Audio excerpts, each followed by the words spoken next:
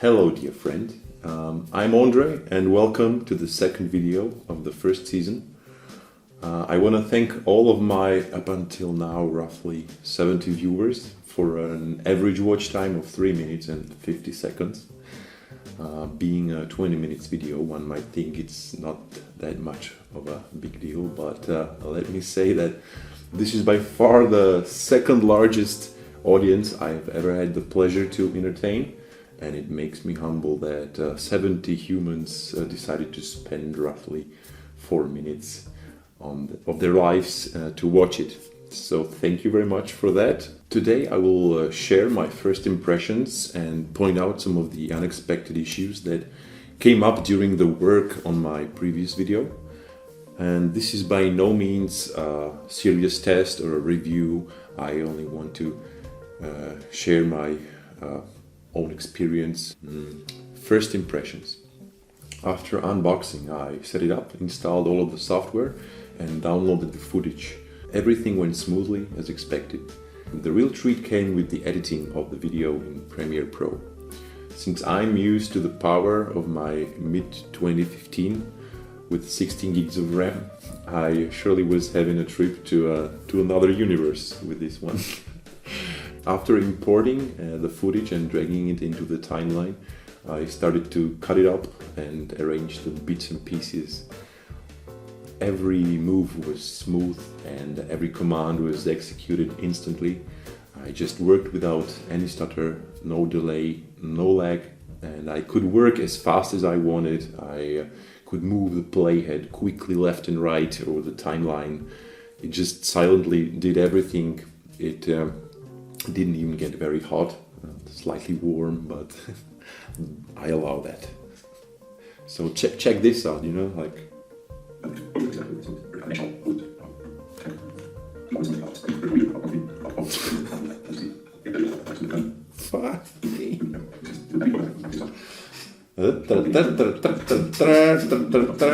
I was also very delighted with the speed at which my video was rendered. 21 minutes long, 1080p and 30 frames per second. It managed to get it done within 3 minutes. I didn't do much else with it, so I'm still looking forward to working and rendering in Cinema 4D, making some more tests maybe. And yeah, let's go right to the issues. These issues range from minuscule to worldview altering. The first rather minuscule issue would be the Magsafe.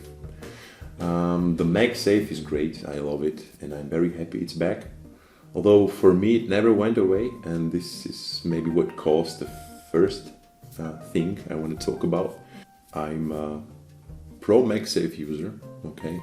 I know how to attach it, I've done it many times. I always do it on my first attempt with my old machine. That's why I was surprised to need 3 attempts to successfully connect it. And it made me think about those subtle changes in design and in manufacturing techniques used now and like 7 years ago, which may have thrown off my embedded muscle memory. And yeah, but after the first try, I was able to make a good contact at the second attempt.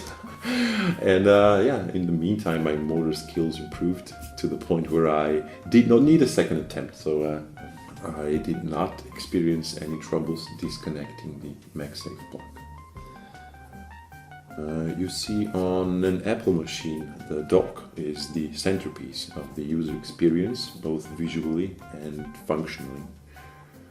I take great pride in a practical and beautiful arrangement of my most used apps, and I enjoy this part of the setup. Basically, I remove nearly all of its inhabitants and I replace them with new ones. While doing this, I found that some of those removed icons reappeared again, and contrary to that, placed icons disappeared and had to be put back. So this represents a minor jump in the otherwise buttery smooth setup process, and after a couple of here and theres, I was able to achieve a perfect balance.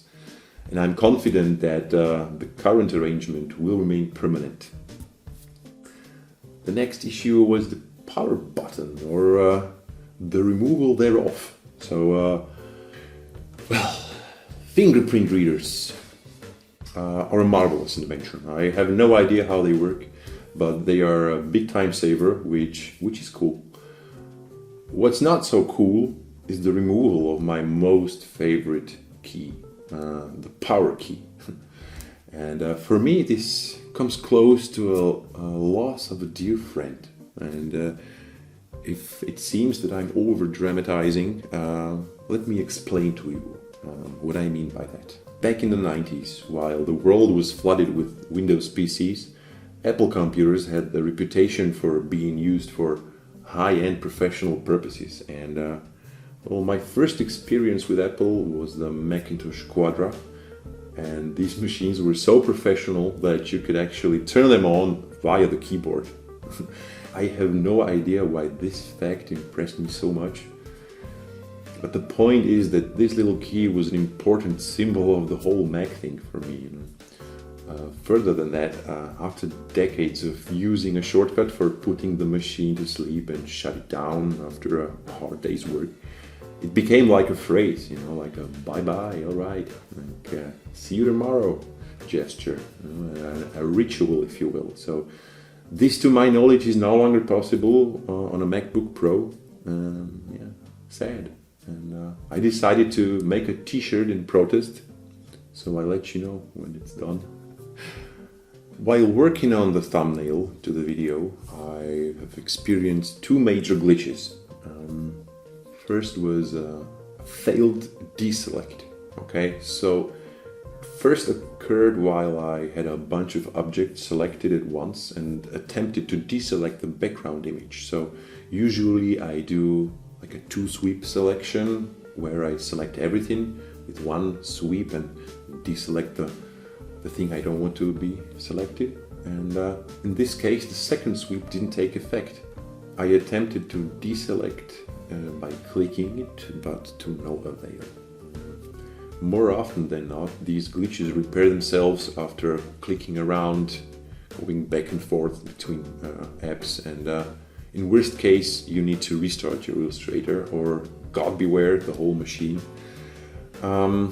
As I was trying to resolve it on my own without restarting, without Googling, I noticed that the glitch was only a UI viewing error. So the background image actually got deselected, but the frame continued to appear as selected, which was a bit confusing, to say the least, but yeah. Since the session from 4 weeks ago is still running, I will attempt to resolve it with a restart later and might report on it in the third video. And I said might because I feel as if this is not the right topic for my channel, kind of not my thing, and let me know what you think in the comments. Nudging. It's the repositioning of objects and or points on either the X or Y axis by predefined increments of distance. Okay, goes without saying that it is quite essential, the failing of which makes for a major issue in the workflow.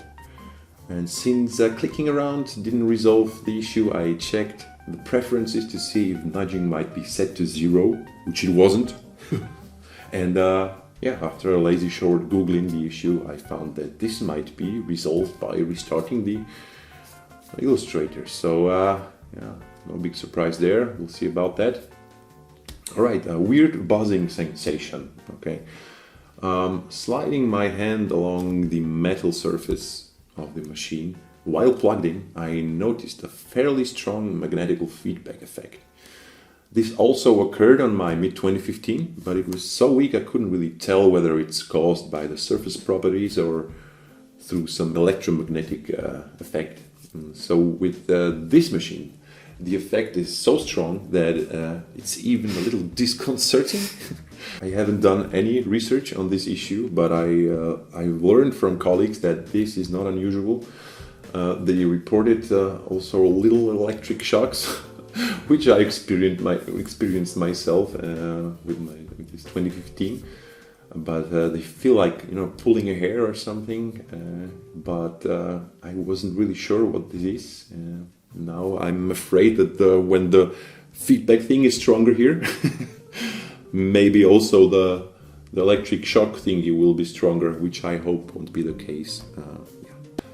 The display on this model is, yeah, I mean, what can I say? Yeah. But straight out of the factory, the color was warmer, which I found out was due to the setting labeled True Tone.